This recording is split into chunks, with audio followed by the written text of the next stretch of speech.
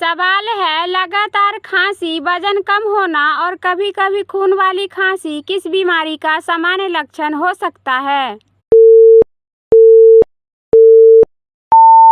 Video में आगे बढ़ने से पहले अगर आप भी सच्चे देशभक्त हैं तो भारत माँ के लिए एक लाइक और चैनल को सब्सक्राइब जरूर करें।